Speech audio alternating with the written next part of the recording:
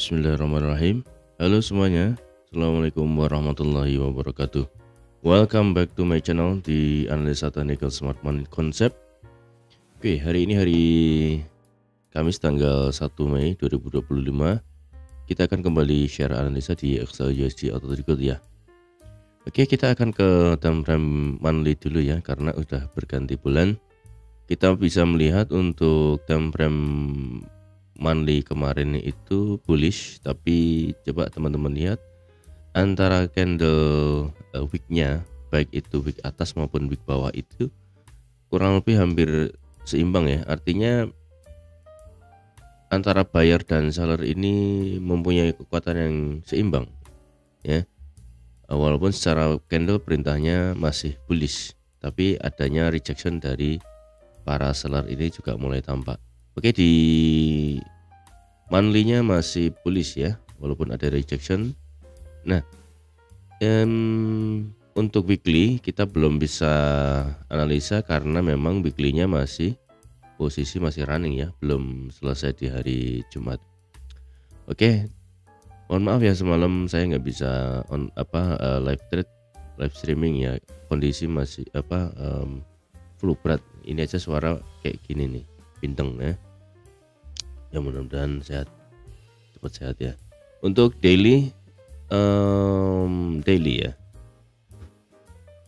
Daily ini di gold masih terlihat adanya pressure ya dari para seller, melihat adanya tekanan bearish sebenarnya cukup besar ya, tapi ini kekuatan para seller setidaknya juga harusnya ini lebih mengecil ya, tergantung hari ini close-nya seperti apa. Yang jelas untuk previous daily high kita akan pindahkan ke harga 3328.155, itu akan menjadi batas breakout atas. Untuk previous daily low kita pindahkan ke harga di 3266.910. Itu akan menjadi batas breakout bawah, walaupun secara range ya dalam satu minggu ini bahkan lebih ya, ini hanya bergerak di area terbatas saja di candle inside bar di hari Rabu minggu kemarin. Jadi belum ada candle yang benar-benar keluar dari inside bar ini, jadi memang masih area akumulasi agak lumayan nih seminggu ya wajar ya, karena memang menjelang rilis data yang high impact NFP ya, besok itu market cenderung memang konsolidasi atau sideways ya. Ini juga kita terus hati-hati, kita trade di area yang terbatas.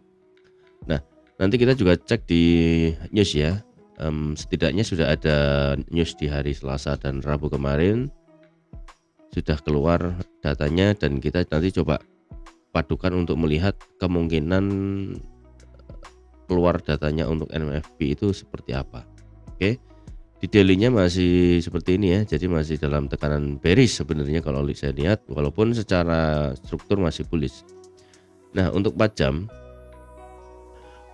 juga terlihat masih adanya sebuah konsolidasi ya. Ini ada konsolidasi, jadi area support atau area demand ini masih menahan harga.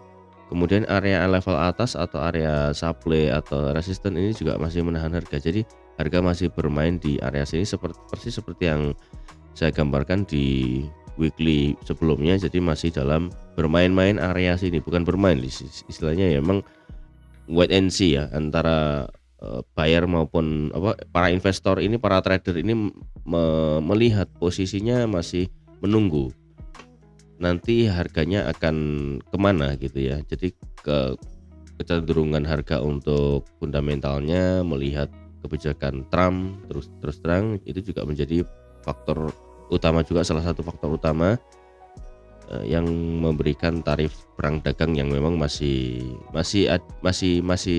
ketat ya. Jadi belum ada pelonggaran dan belum ada pembatalan, jadi masih running seperti itu. Kemudian untuk news hari ini nanti kita cek ya, coba kita cek dulu deh sebelum masuk.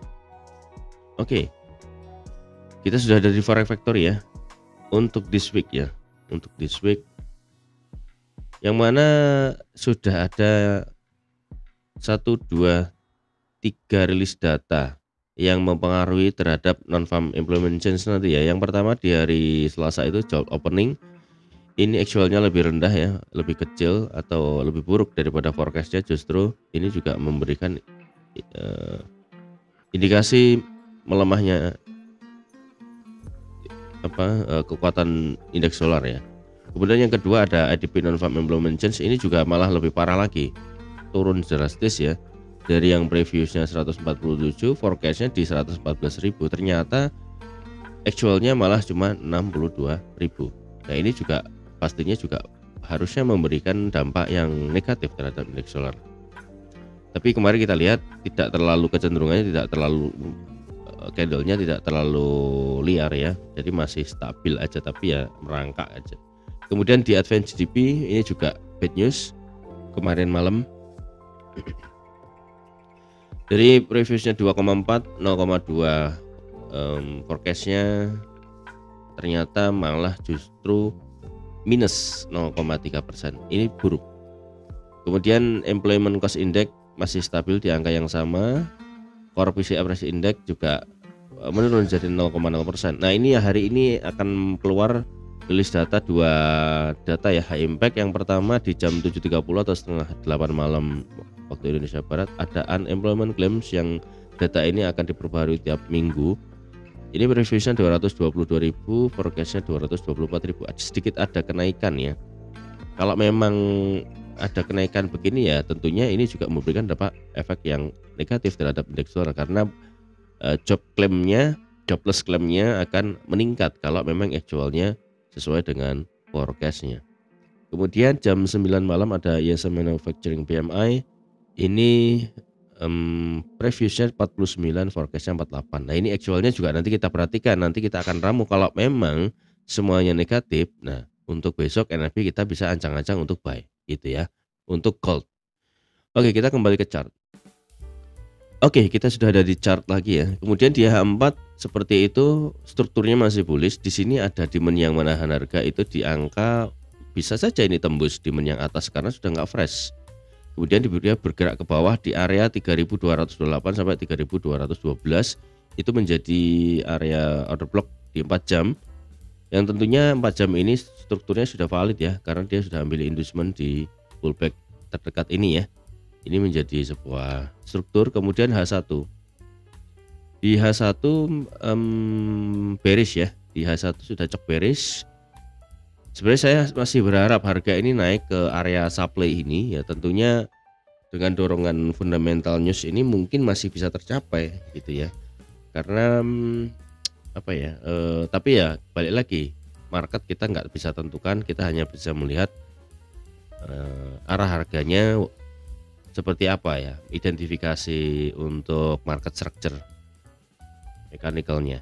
Nah ini yang jelas di H1 sudah ada judge of character bearish. Di eksternalnya dia belum ambil equal high tapi sudah ambil inducement, artinya low yang di sini sudah menjadi low valid.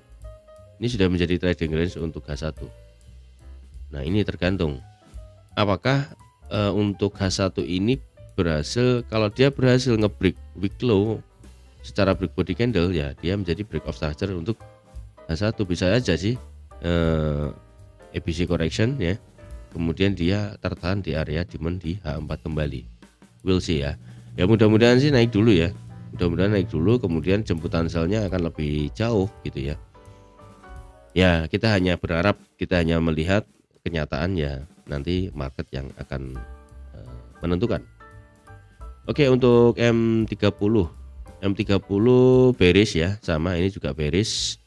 Posisinya untuk M30 bearish, masih dalam area ya, secara struktur masih bearish. Kalau di internal ya beda cerita. Dan di M15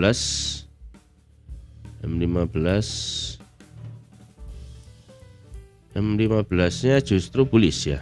Di M15 bullish eksternalnya. Kemudian ada, karena ini ada change of character bullish, masih belum di break untuk low strongnya ini. Strong low-nya masih, areanya masih di sini. Jadi yang menahan di sini cukup kuat ya tektokannya ya. Kalau model seperti ini ya kita buy area diskon, sell area premium aja.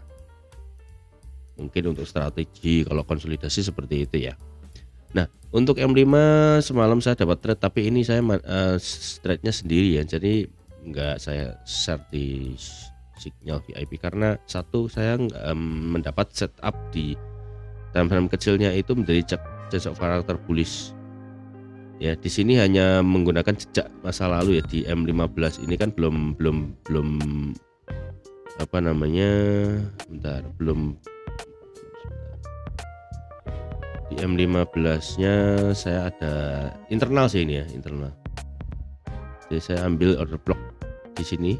Order block ini saya ragu sebenarnya, ini kan semua deretannya liquidity. Saya takut diambil aja, ya udah saya kerja sendiri aja. Karena risikonya lumayan, ternyata malah profit gitu ya. Ya ini hasilnya.